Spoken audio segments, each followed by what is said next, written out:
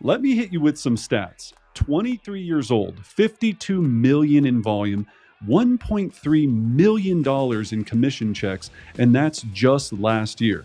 And the man behind it, Will Van Wickler, a straight up listing beast who's built a predictable, repeatable lead funnel using just 200 people in his database. He doesn't buy internet leads. He doesn't spend his days cold calling. He focuses on one thing: appointments. Every single week. In this episode, Will breaks down how he built a listing-first business model that leverages golden letters to book listing appointments like clockwork. So if you're tired of unpredictable lead flow and chasing deals, this episode is your blueprint to creating a consistent, predictable listing lead funnel so listings come to you instead of you chasing them. Let's dive into the systems that makes this happen on the Listing Beast podcast.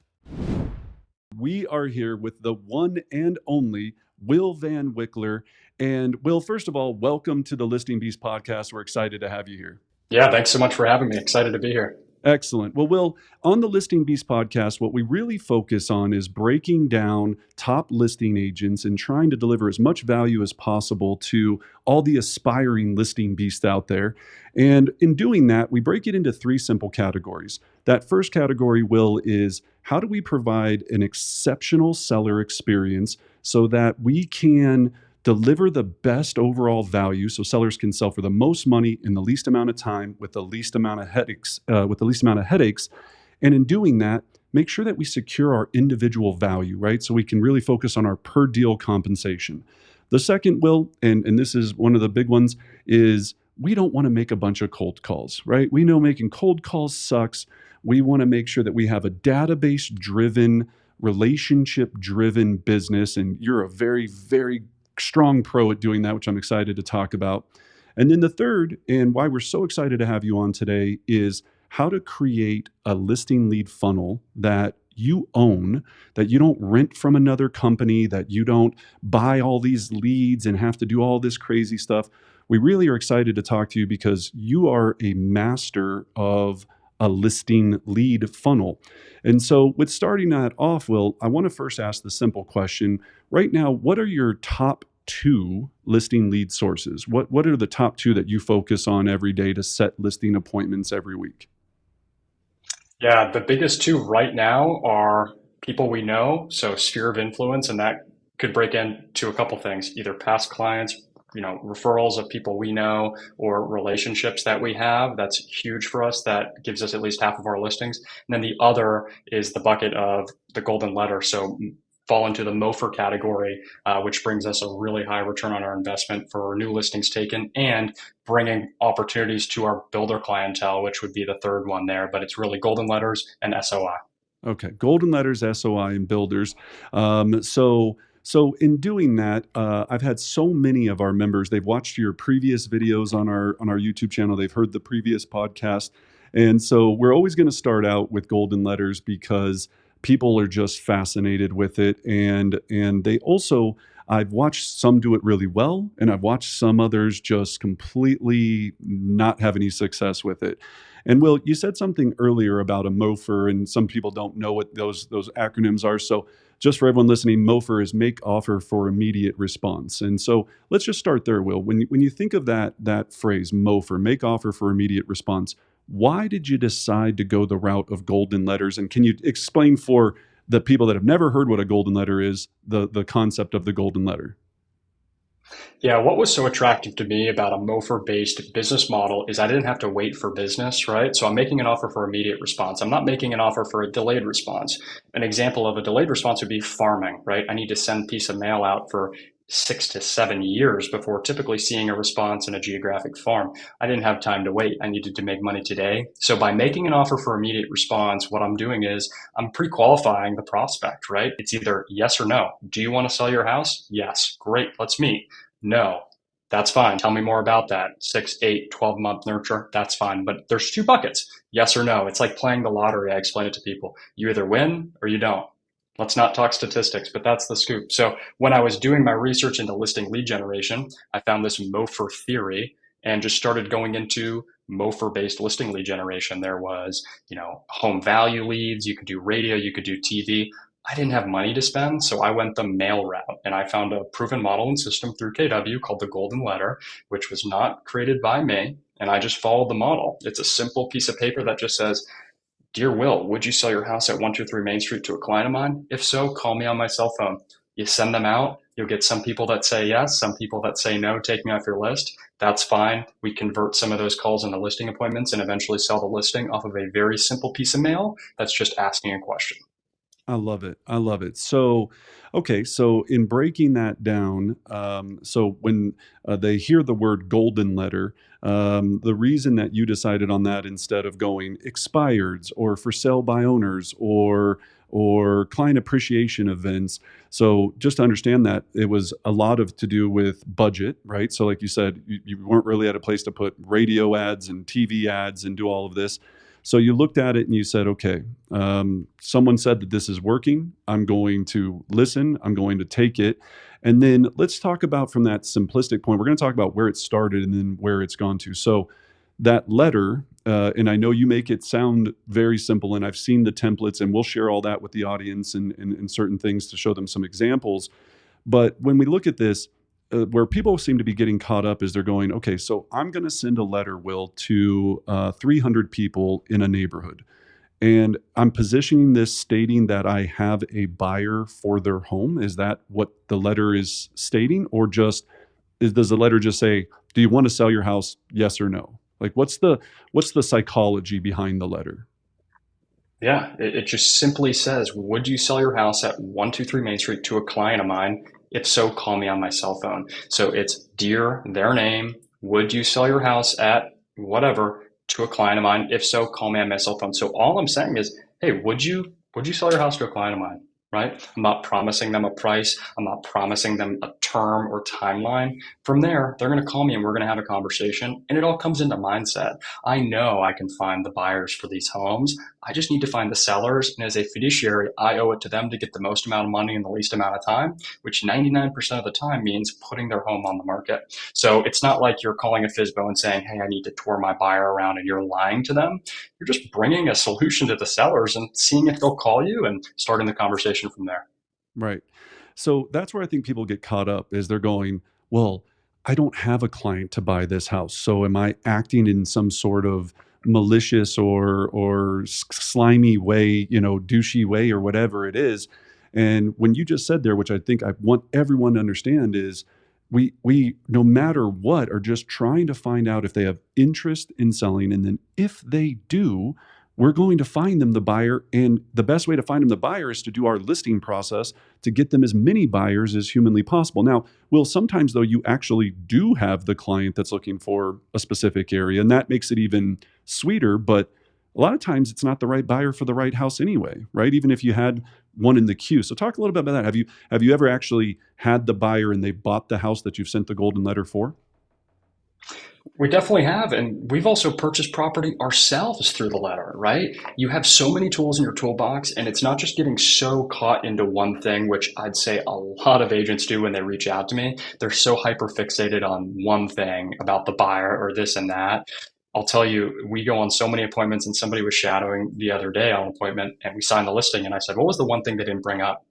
The buyer, right? So it's just something that just rarely comes up. And guess what? You could be the buyer. You could bring it to an investor. You can find the buyer for the home. It's getting over that objection. There's thousands of buyers in your brokerage that have signed agreements with agents at any given time. I'm sure we have 500 agents in our brokerage here in Maine. My team leader said there's over 3,800 signed buyer broker agreements in their compliance software. I can find the buyer. It's getting over that mindset. And I've also had it where the buyers purchase the home, we purchase the home. There's a lot of ways to do it, but it's not getting hung up on that. Gotcha. So the next question that I had that I thought was fascinating was we're going to talk about the conversion metrics here in just a second, but I've got some simple questions when they say simple, people are wanting to kind of understand the nuts and bolts. Does it matter the type of paper, the color of envelope? These are the kind of questions I get. Do you put a real stamp, no stamp? So let's talk about the actual logistics of this letter. It's on a white piece of paper, typed on it, or is it purple with rainbow and little unicorns speckled all over it? Like what is the actual tactical look on this letter? Here's a play in 45 seconds. It's an 8.5 by 11 white piece of paper that you're going to print out at your printer. You don't need to go anywhere special to get special paper or anything like that. You're going to sign your name at the bottom. Doesn't matter what ink you use. I laugh when people ask me that. They are genuinely curious. It doesn't matter. Scribble your name. I just do my initials. You're going to fold it up and put it in a white envelope that you buy right off the shelf from the store. We use self-sealing. It's quicker, it's more efficient. Then you're going to put a forever stamp on it. You're not going to meter it. And that's simply because a forever stamp, it shows life, right? It shows that somebody actually put something on there. You can either hand address the letter or put a label on it, right? There's pros and cons to both. And you're not going to put a return address. And people say, oh, you can't send mail without a return address. You can. The reason we don't send mail with a return address is because a lot of it will end up coming back non-deliverable, and we just don't want to deal with that administratively. So that's the play. Regular paper, hand scribble your name at the bottom, put it in the envelope, get a stamp, and let it go. That is, there you go. That's what I wanted to get down to.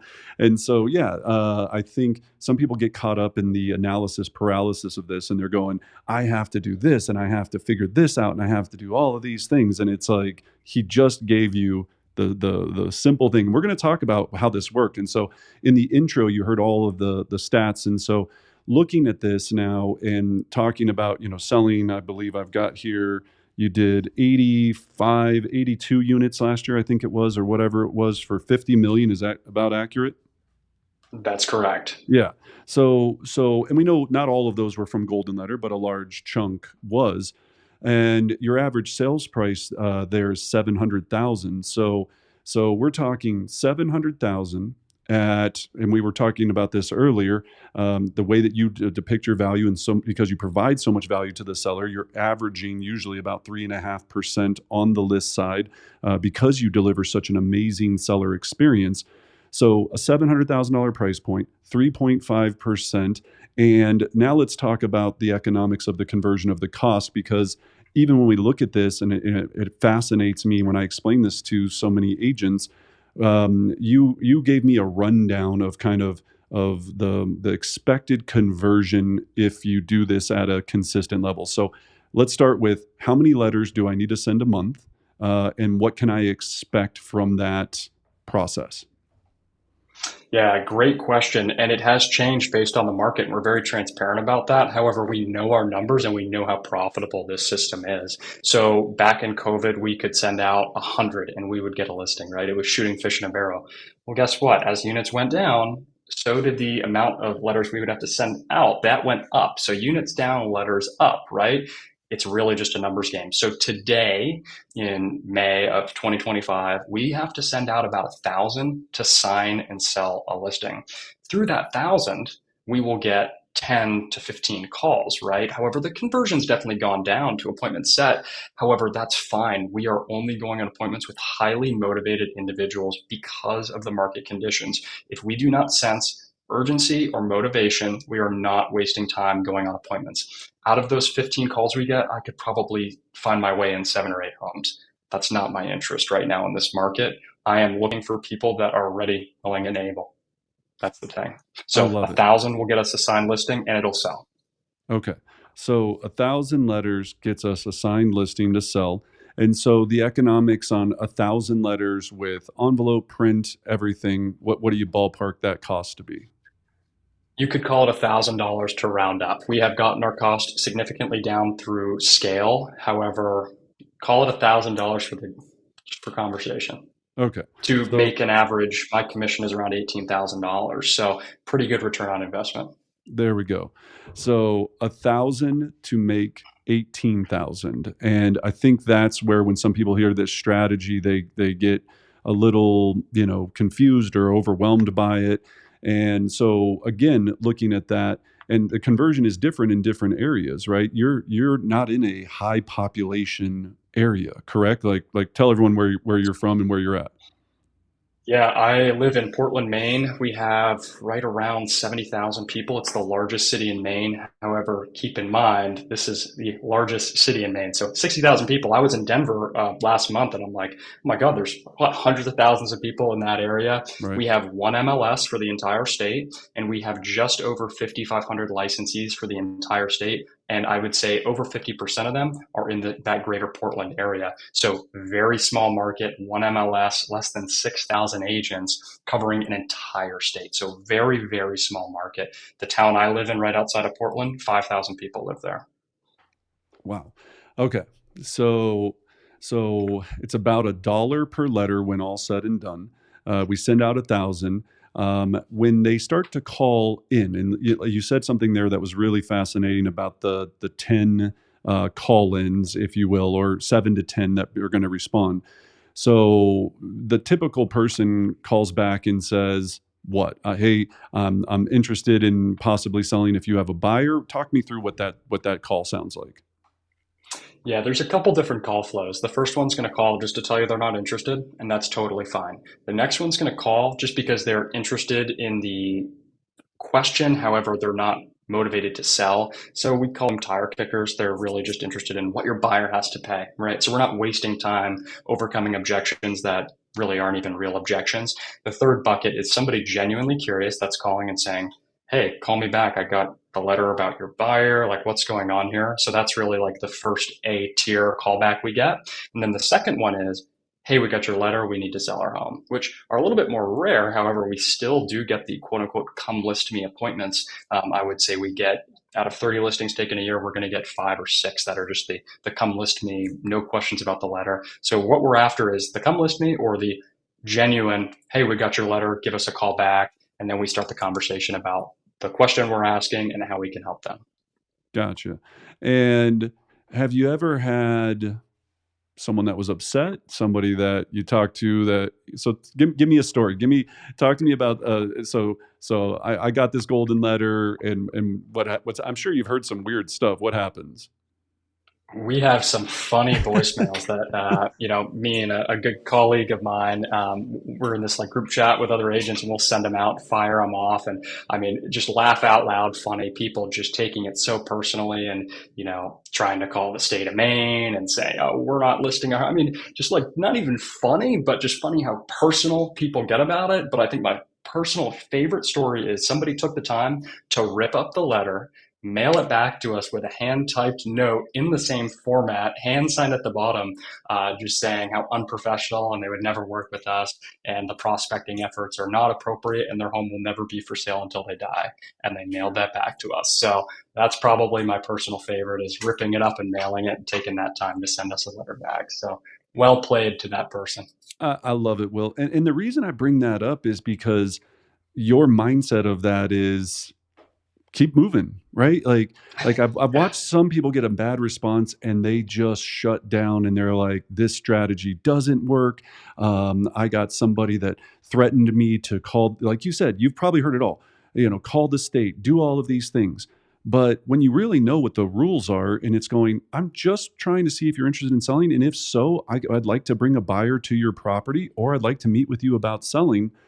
There's nothing illegal with that. There's nothing wrong with it. We can't help that there's crazy people that are going to interpret it some type of lunatic way, right? So how do you keep your mindset around that of just laughing it off? Do you just truly believe it's a numbers game and you just have always been confident in that way?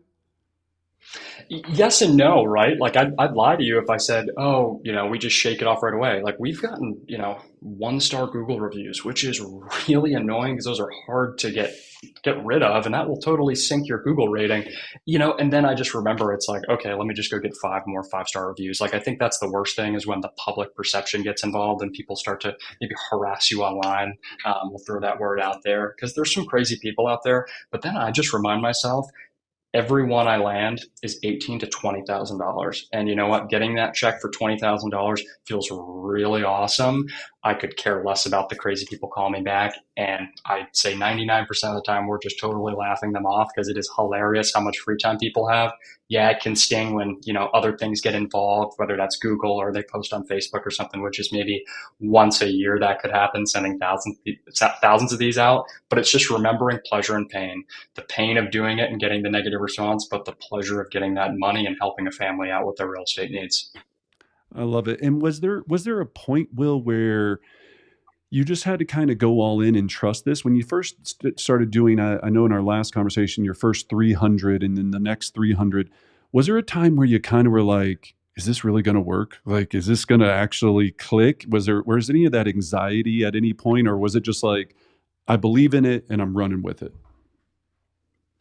It was really just buying into somebody else doing it and having success. I'd say without that, it would be really hard to just believe this thing works, right? However, it was proven and it's already a model and a system that's out there. I just had to rip it off and duplicate it. So, yeah, I mean, it was nerve wracking making that initial investment up front when I didn't have all the money in the world to do it. However, once I got that first one, I was just bought in and it was a numbers game to me. I knew if I wanted to get more quantity and quality of leads, I would just have to send out more. And guess what? I would have to go on more appointments to get better and sign more. So it just became a numbers game to me, and I just track everything I do. So at first, maybe a little bit scary, but it gets less scary when you do it more. It's just repetition. Yeah, that's the thing. And I love how you've always just believed in models and going, look, if someone else has already laid out this path, if I just do what they did and not overcomplicate it, I should be able to have the same predictable results, right? Is that more or less your philosophy? It is. I've always had a business plan. I've always known how many properties I need to sell every year, how many appointments, how many under contracts that translates to. So it's very, very simple. And it's all up to us as the agent just to do the activity to make the money. The rest falls into place if you follow your plan. Right. And then we talked, I said this in the intro, but let's just so everyone can put perspective into this. So, got your real estate license when you were 19. And then by what, 21, you had already made $1 million in a secular 12-month period as a real estate agent. Is that accurate? Yeah, I got in at 19. I was going to community college at the time, also working real estate part time. My first year, I made six figures. Wasn't awesome though. I was working with a lot of buyers and I just didn't love it. Not a great relationship with the team I was on. Just old school mentality. I did learn a lot, but a lot of door knocking and kind of cold sales and just fear-based businesses are really hard to do when you're 19 years old and you're not the mayor of the town. And that was the model they were coaching me to, and I just didn't see a line of sight to achieving my goals. So after a year and a half of that, I said I'm all set. I also dropped out of college and bet on myself. I went all in. I made $230,000 in 6 months, kind of doing it Will's way, which wasn't pretty. The next year, I hired a MAPS coach January to December. I did just over $1 million, $1,025,000 in GCI. Went to my first family reunion, turned 21, so it was that year. Last year, we hit 1.3 million in GCI. So still a rookie agent. Doesn't feel like I've been doing this for 5 years, but really only full time for 2 years at this point. I love it. I love it. So, and there was a lot in there that I want to unpack as well, because I think what people struggle with is the same thing you just went through. I come into real estate and everyone tells me that I should do it kind of this way. If you don't know what you're doing, you should join a team. And I'm not putting anything wrong against that model. There's a lot of people that have success on teams.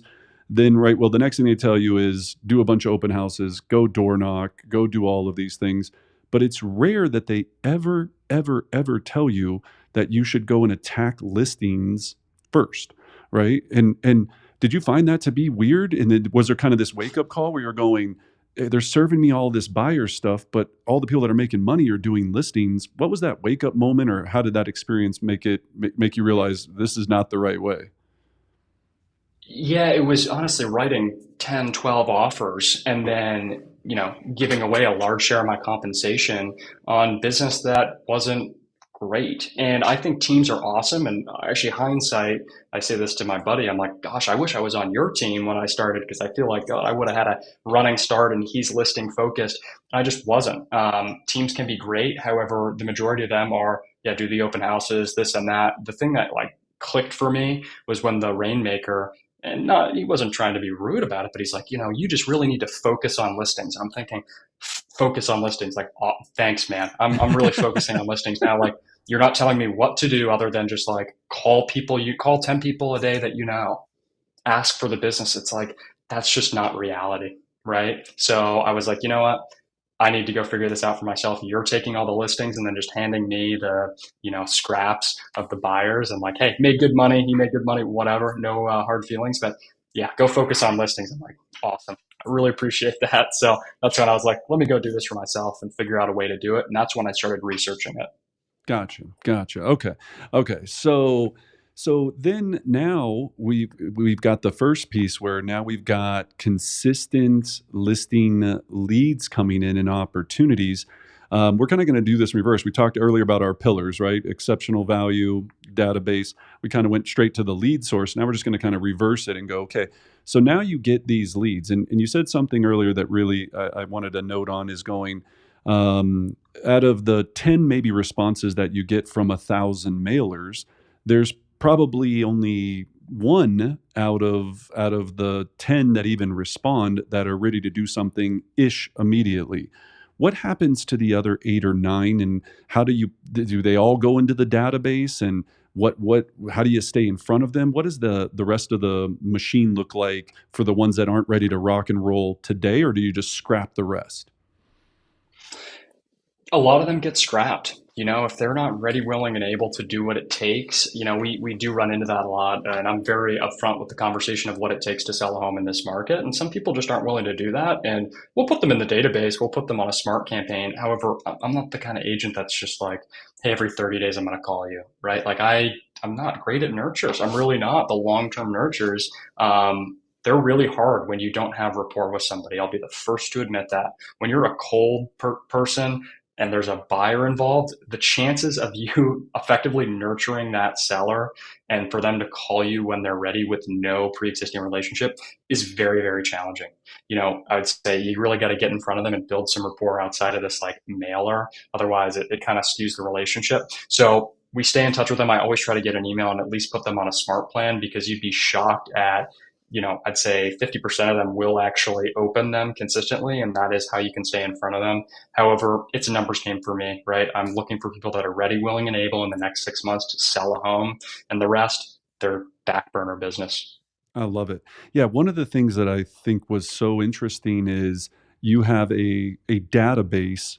So again, did a 1.3 million in gross commission income, and just so everyone knows, that means dollar bills, revenue, checks in the bank, right? 1.3 million dollars, and you have a database of 200. Is that correct? 200 is how many people are in your active database? Yeah, that is, people that I would actually pick up the phone and call today that would, I hate to say, appreciate the call. And that's not including like, past clients and all that. Like, of course, like they're in the database somewhere, but like my core sphere list is right around 200 people. Gotcha. Okay. So 200 people. Excellent. And so in that, then what I was really taking notes on is going, so you're going, if they're not ready, I'll do some limited things, but I'm not trying to take somebody that doesn't want to do something and make them do something. I'm going to spend all my energy and effort on trying to get somebody that I'm going to try to get more people that are ready to do something now. Is that the simple way of explaining that strategy? Dead simple, you hit the nail on the head, and it really just came from, I remember one opportunity I had where it was one of my first letter leads I got, and it took me a year and a half to get her to sell her place. And I just remember thinking, like, imagine if she just like changed her mind and was like, oh, you know what, I actually don't want to sell. Well, I just not wasted, but a year and a half of nurturing and calls and really just almost like harassing people. Hey, you ready to sell your house? No. Hey, you ready to sell your house? I'm not bringing her any value. Right, I eventually did because I sold the property. However, that could have gone so many different ways, and it's like, you know what? She probably would have just called me anyway because I did such a good job on that initial appointment. So I see agents do it all the time too, where they're just spinning wheels on things that will either never sell or never materialize, and then they end up listing with another agent. So I just said, hey, let's go top of the funnel. Let's just bring up more opportunities so I can focus on that top 20% of the opportunities that are going to convert the best and be the easiest to work with that will yield me a commission in the end. I love it. I love it. And that's hard for people to do. They think that this is a collection game, right? That I collect more contacts eventually, and I put 40,000 people on a home bot or on a action plan that eventually they're going to do business with me. And what we found is it just distracts people. It distracts them from focusing on, there's someone out there, you've proved it every single day, that wants to sell now. We know that they exist. There's someone that's gotten divorced or gotten a breakup or got a baby or got this, that are going, you just hit me at the right time, and then it's just simple numbers game, right? That's how that play, I think, is so powerful. So now we have a 200 person database of people that know who you are, that are active in the system. We know how to produce from just pure economics the amount that you need to have to do this. So if my math is correct, let's just quickly just go back to it for a second. How many letters are we sending out a month back then, and then how does that look now? So when you first started, was there kind of a monthly regimen of going, okay, I'm going to send out 500, 300, 1,000? What does that frequency look like?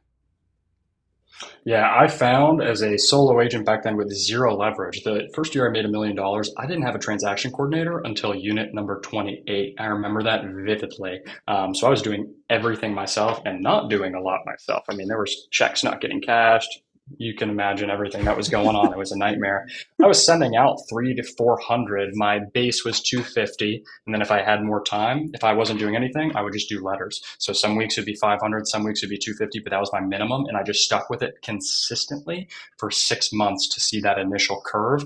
And then the leads were consistently coming in. And then guess what? As I was doing that, other opportunities were coming in just off of the momentum and market share I was building. So it's really just set a minimum and stick with it. Don't let anything get in the way. Where I always have 1,000 letters at standby at all times. That's something my coach and I have been working on recently because we're getting busy with other opportunities coming in, a lot of repeat referral business. So 1,000 on standby at any given time, 250 a week minimum. Even if we don't need the listings right now, you can never have enough listing inventory coming in. And it's a 90-day curve of opportunities coming in. So 250 a week minimum. It actually is the same today. However, we are much more focused in where we're sending them now, so our conversion is actually higher. I love that. So 250 a week. So again, getting back to the 1,000 a month. So we're spending $12,000 a year on golden letters to make. And I understand we're going to talk about the buy side here in a second. We did about 40 listings from these plays, right? So we're talking, what $650,000 in revenue from spending $12,000 a year. Would you say that's ballpark? Yeah, pretty much. I think last year it was like 15,000 because we pre-bought a lot of stamps for the tax write-off, but it was right around there, ironically. So your numbers are spot on. So 15,000 to make 650, $700,000. So that's the piece of this. And then that's not underestimating that. Again, now we get into this last part that I want to really focus on is then one of the things that in our last interview that really I've preached about and talked about with so many people is you have to know what to say and how to say it. And so can you speak to it? So now we've got a great MOFR, we've got leads coming in. Was there a learning curve on what to say, how to say? Because I'm sure the first time someone was like, yeah, actually we are interested in selling. Would you like to come over? And you probably were like, yeah, I am. How did Oh you God, how yeah. did you learn that skill set, and what was your rhythm and of getting better at this communication process? So talk me a little through how did Will Van Wickler at 19 become smooth as possible at talking to sellers that are what, 65, 70 years old sometimes, right? And you show up, me and you both started, right? I started when I was 22, right? So I showed up and I had a full head of hair and I looked like a dork, and I was wearing my not that you look like a dork, but I did, right? And Oh, I did. I'm wearing my TJ Maxx outfit that I could barely afford at the time, with my Van Heusen shirt and my one tie that I could afford. And I remember being terrified, going, I'm about to step into this people's house and they're 70 years old and I'm not. So how did you get past that? How did that all happen?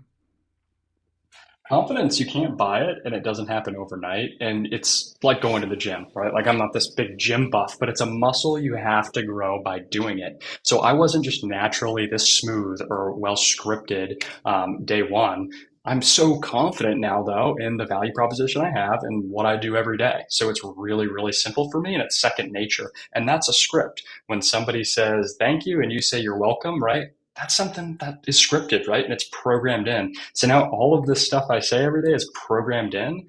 My first appointments were really rough, and agents will come to me and they're like, how do I improve? And a lot of it is, you're not going on enough appointments, right? You're never going to be great unless you go on appointments consistently. The average agent only sells a couple listings a year. They're never going to achieve this idea of mastery, and I'm far from it.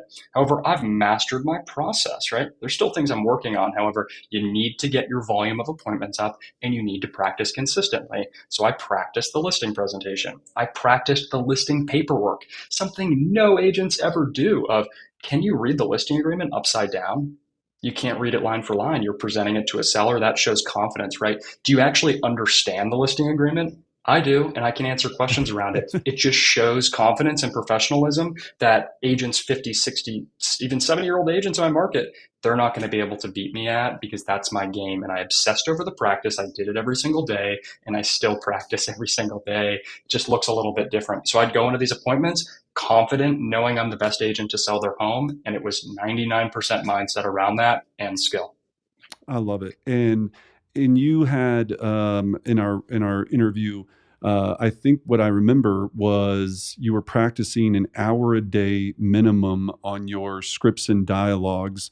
And how long? Talk me through that. How long did you do that for? So an hour. Was that a true story? An hour a day for how long until? Because that's what people don't understand. An hour is a long time. I mean, I've done the same Yeah. thing, practicing those scripts and dialogues. It is a long time, but you get vastly, improved in that period of time. So how much script practice, how long did it take to get to Will Van Wickler listing beast style? Yeah, I mean, the biggest thing was that year I went out on my own. That first 6 months, it was like May to December. I got a USB drive of old bold scripts, Diana Kokoska. For non-KW agents, it's like this training program. And it used to be pretty hardcore with the objection handlers, and some of the stuff can be pretty corny. However, I would listen to it at, 7 o'clock in the morning, driving to the office. And that was, 30 minutes right there. And then I would jump on, at first, I would jump on the Market Center, script call. And then I quickly outgrew that. And then I started script practicing with other agents and then realizing, well, gosh, not to be rude, they just don't take it as seriously as, I do. So I had to start finding other ways to grow. And a lot of that was listening to videos or podcasts, of listening to conversations and objections. I would write down objections I would get on appointments and then figure out a way to smoothly overcome the objection, literally talking to myself, right? So people might think that's crazy, but that's practice. And then listening to that USB drive every single day until I had an objection handler and I could confidently overcome any objection that would come up at any given time. And that's actually how I found out about you. I was doing research on YouTube and there was a script off that you had a part in. I mean, I was just obsessed with the game of overcoming objections, and it would actually be boring when I'd go on appointments and didn't have an objection to overcome. I'm like, darn, that was too easy. Not to sound, egotistical, but I wanted the objections to come off so I could actually overcome them and be like, yes, I won. I just gamified it and obsessed over it and treated it like it was part of my job every single day, 1 hour. I love it. The big word there that jumped out at me was gamify, right? I love that you said that, and it's almost like you're getting so good that you're actually hoping that they throw something at you because you're ready, right? And you're ready. Where most people go into an appointment and they're going, please don't ask me about commission. Please don't ask me about staging. Please don't ask me about whatever it might be, because then I crawl into my little hole and I'm like, I don't know what to say. And you're going, I'm ready, and I'm going to kung fu smack that thing when it comes at me, right? Objection block, objection handle. I think that's such an underrated thing that people don't realize is that I say this all the time. Well, we get paid an exorbitant amount of money to talk, right? When we do it right, we get paid to talk. Tiger Woods gets paid to golf, right? Tom Brady got paid to play football. We get paid to talk. We didn't need to do it at the highest level, and people just underestimate that. And so, I love you for driving that home. I wish we had more time, but we're going to jump into our lightning round now, Will, and we'll definitely have you back again. But now we're going to get into our lightning round. And this is going to be what we call beast mode. It's our 4 powerful questions. So we're going to start with the first one. So in beast mode, we're going to start with the M. And so in M, I always want to know, what's been your most memorable listing appointment? Like, if you could look at all of them that you've been on thus far, what's the most memorable listing appointment that you've been on? the questions I didn't know before you asked them to me. And that one threw me off guard, but I had a light bulb moment. I'm like, I know exactly what it was. Here's the quick rundown. I was flying back to Maine from family reunion, and I got a text from a past client saying, hey, I just gave your number to this person. She needs to sell. And this is Foreside Road in Falmouth, Maine, Route 88. There's a big dog agent there. He sells twice as much as any other agent. This guy's the GOAT. Like, respect him. He runs this corridor. And my goal has always been like, I want a listing on Route 88. Like, how cool would that be? And I set the appointment via text because I'm like in the plane bathroom. I'm like, oh my God, I can't set the appointment. I can't call her back. She's like, yep, come over Saturday, literally the day I got back. And going into it, it was a $2.5 million house. And I knew she was probably going to interview other agents. And I started to think to myself, I'm like, it's a good experience, but I'm probably not going to get the listing. And, who knows? But it's a good experience. I kept telling myself that. And then I was like, you know what? Screw it. I am going to get this listing and I'm not leaving without that paperwork signed. And that is my listing. And I'm going to have the sign in the front yard and I can envision it now. It's going to be awesome. I went in there. I went over all the comparables. I got the listing signed. The husband said he wanted to think about it. I overcame that objection. It was right when the NAR stuff was going on and he couldn't understand what was going on. And I said, well, whoa, whoa, whoa. What do you not understand, right? Is there anything that we can go over now while I'm here in front of you? That way we don't have to waste your time. You're really busy. Went over the objection, got it signed at it was a negotiable compensation, however, a very strong rate. Sold the house in 2 days for $2.3 million. And a check well over $50,000 was in my pocket. The sellers were thrilled with the service. And I was thrilled to have my first listing on Route 88 set in a airplane bathroom. So Boom, boom. I'm gonna give up the fireworks on that one, right? That's the fireworks going off on how cool that is. I love it. And again, just mindset, right? You're just like, again, I'm gonna do this. I'm gonna, and you visualized it, which I think is powerful. All right. The O. What's been the biggest obstacle you've overcome thus far in your listing business?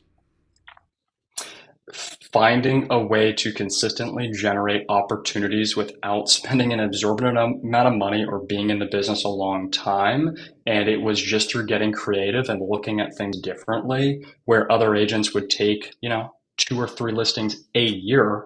You probably know the statistic, but not many, to becoming a dominant listing agent and people wondering how the heck I'm getting this business. Like, they're questioning if it's family or this and that. And no, I hustle and I overcame the odds of becoming a listing agent under 30 years old with no past experience. So that's something I'm the most proud of, is just my success in this business because I've earned it and I've worked really hard for it. Yeah, and you're 24 now? Yep, turned 20, 24 in Vegas, family reunion. Yeah. 24. Yeah. So 24. So that's what I just think too. It's the limited belief that it's so, you got to have this level of experience to go on listings, and I love that part where you said about, you started on a team and there's nothing wrong with that. But it's like, you've got to realize that if you're not playing the listing game, you're hurting yourself. It's just all these limited beliefs that you just have to get out of the way. But there's also a lot of work. There's an hour of role play a day. There's studying, your economics of your conversion level. It's all of that fun stuff. I love it. The next is the D in beast mode. What's one piece of advice that you'd like to deliver to the audience, that if you could tell them anything, what would you like to tell people so they can be a listing beast like you? Yeah, it's just figure out something and just commit to it. Whatever that goal or idea is, I'm not a goal guy, right? When people are like, "Oh, what's your goal this year?" I'm like, I don't know. Like, I don't really have like these huge goals or huge ideas, but I could tell you I obsess over one thing every single year and there is always a way to hit it. But you got to stay consistent. You got to stay on it. And that's my best piece of advice. And, nobody ever told me that, but that's how my brain operates. Like, I need to know what I'm working towards and I like trying new things out. So I stay very focused. I know what my objective is. That's probably the right word. And I'm on a mission every single day. And that's what keeps me operating. Because here's the truth, right? I don't need to wake up at 5 a.m. every day and be in the office by 7 o'clock and do all this crazy stuff outside of real estate with the investing and stuff. I make $1 million a year, right? Like, knock on wood, like, hope to keep doing that. But I could live off of, much, much less money. I'm 24 years old. I'm single. But what keeps me rolling every day is having that objective that I just want to crush. And I do it for myself, not anybody else. So find that one thing, whether it's family, faith, income, and just go after it and get obsessed with it. I love it. I love that word obsessed. I talk about it all the time. I go, the people that I see that are not only just happy, but enjoying their career, they're obsessed. Right. And I see some people that are doing real estate because they want to do other stuff. They're like, I do real estate so I can fund my rock climbing. I'm like, well, then be a rock climber. Right. If you're not obsessed with this business and obsessed with, helping people and making a lot of money and taking that money and doing other cool stuff, like it's just, but it just drives me nuts. So it comes loud and clear through you, Will, is that you're obsessed. All right. And then the last one, the E in beast mode. What are you excited for the future? What are you looking towards next? Because you are obviously, whether you think it or not, very goal oriented, but what are you excited about for the future?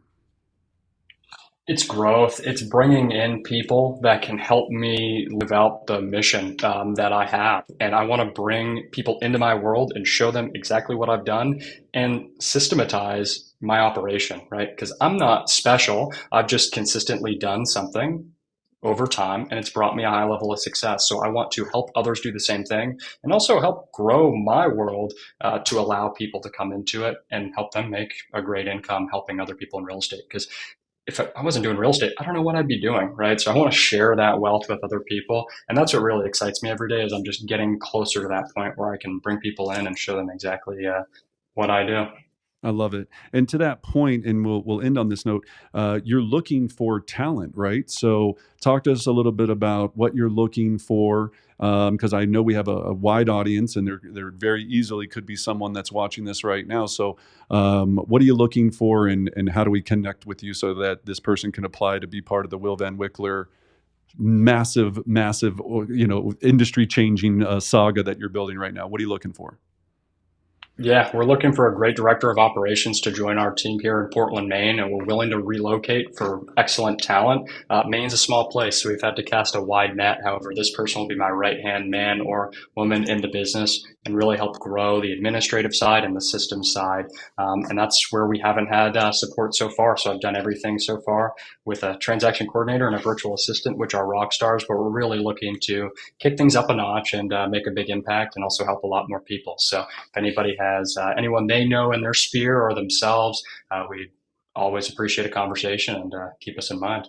That's perfect. And we'll put all of that contact information in the episode and of course, on the video podcast on YouTube as well. So, Will, I just want to say, as always, you're one of you are our favorite guest. I'll just say that, and thank you for just being so open about sharing. I think that's what makes you, even more amazing than being a 24-year-old multimillionaire is that you're just willing to share exactly what you did. That you make it so digestible for so many people. But I think that you sometimes underplay the amount of work that goes into it, right? Because you definitely have put a lot of skill set building into that whole process. And so I hope people hear that loud and clear, that it's just not like Will just sends out letters, gets listings, and just chills out, right? It's like, it's a lot that goes into that, because if you can't take those letters, know what to say, know how to say it, when you get that objection thrown at you, and I can't imagine how many objections you get on a regular basis, because that's human nature, right? And get past them and just realize it's a numbers game, make it fun, keep driving. And what you said, the thing I hope everyone takes from this is, just don't give up on that one core. Once you find something, you got to commit to it and stop getting the flashing light syndrome and chasing all these other different lead sources, because it's just going to kill you in the long run. So Will, thank you. We appreciate you having you on the show. We will have you back again. And the last thing I'll say is, just thank you for being a listing beast and making sure that so many others can aspire to be the beast that you already are. And it's been an absolute pleasure. So with that, everyone, the wonderful Will Van Wickler, connect with him. We'll have all of his contact info before. If you have anybody looking to sell or buy in the Portland, Maine area, make sure you send your referral to Will. He will take excellent care of them. And if you're looking to be a director of operations for one of the most innovative and talented listing professionals or real estate professionals, make sure you connect with Will and see if you're going to be the right fit for his team. Thanks for tuning in to this week's episode of the Listing Beast podcast. If you got value from today's guest, take 30 seconds and share this with another agent who's serious about being a top listing agent. And if you're ready to take what you've heard today and actually have your own high converting, scalable listing system, book a free strategy session with my team at listingbeast.com. We'll show you how to go from good to unstoppable. I'm Brendan Bartic, and I'll see you next week right here on the Listing Beast podcast, where top agents come to earn bigger checks, generate more repeat and referral business from their database, and 10x their listing leads.